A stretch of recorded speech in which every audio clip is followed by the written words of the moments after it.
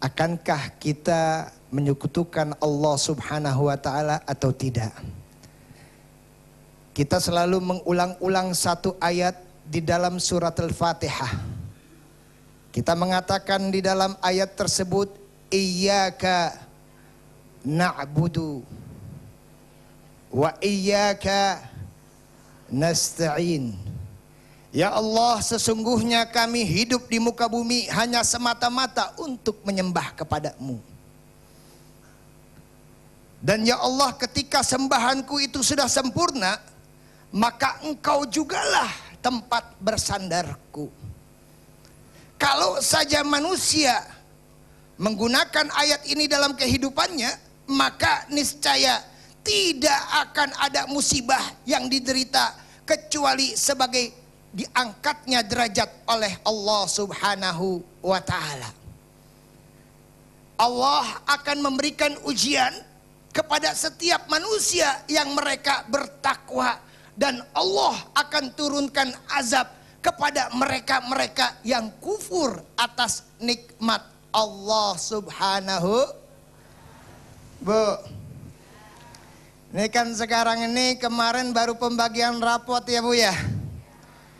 Anak-anaknya di rumah insya Allah sekolah semua. Betul. Ada namanya ujian. Ujian tersebut untuk mengetahui berapa jauh anak ini dapat mengikuti pelajaran yang sudah diberikan. Betul. Ketika anak tersebut mempelajari dan menjalani segala pelajaran dengan baik, maka ia mampu menyelesaikan ujian-ujiannya juga dengan baik. Betul. Ada satu anak tidak pernah sekolah. Datang orang tuanya, mau ngambil hasil ulangan atau ujian. Kira-kira edan apa gendeng itu? Mau kemana Pak? Ngambil ujian. Ujian siapa? Anak saya. Emang sekolah? Enggak.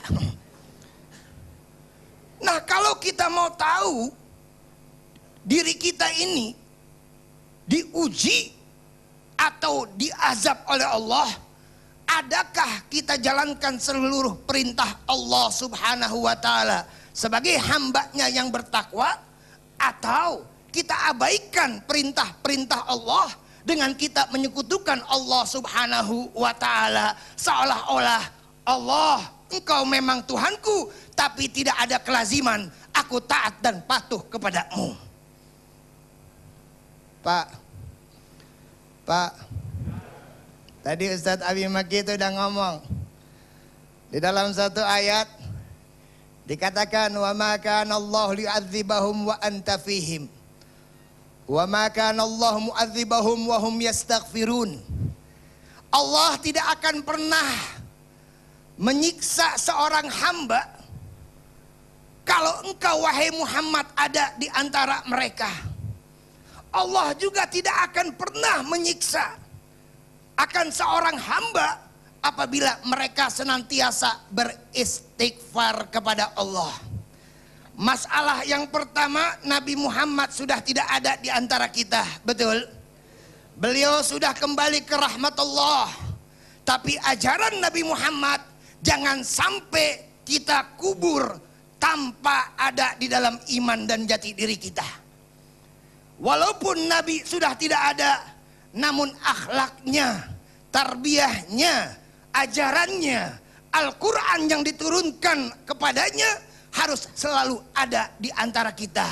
Dan ketika itu juga, maka seorang hamba akan banyak-banyak membaca istighfar. Betul? Betul Pak? Alhamdulillah. Kalau saya mau tanya yang di sini, hafal nggak kira-kira nama Nabi Muhammad itu ada berapa? Pernah sekali waktu Ustadz Agung ada yang nanya sama saya, Bib, itu nama Nabi Muhammad sebetulnya Ahmad apa Muhammad sih Bib? Ya Ahmad, ya Muhammad. Kalau Toha namanya siapa Bib? Kalau Yasin itu namanya siapa? Dia keder sendiri. Nah, ketika cinta kepada Nabi Muhammad tidak ada, ingat, azab Allah akan diturunkan. Kenapa? Karena qudwah sebagai suri tauladan adalah Rasulullah sallallahu alaihi wasallam. Alhamdulillah. Baik pemirsa yang dirahmati Allah, pada segmentasi yang berikutnya nanti insya Allah Syekh Ali akan memaparkan kepada kita prinsip-prinsip introspeksi diri dalam bertobat. Tetaplah bersama kami, Damai Indonesiaku.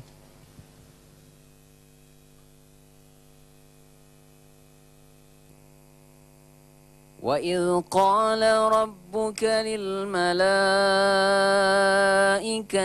إِنِّي جَاعِلٌ فِي الْأَرْضِ خَلِيفَةً قَالُوا أَتَجْعَلُ فِيهَا مَن يُفْسِدُ فِيهَا وَيَسْفِكُ الدِّمَاءَ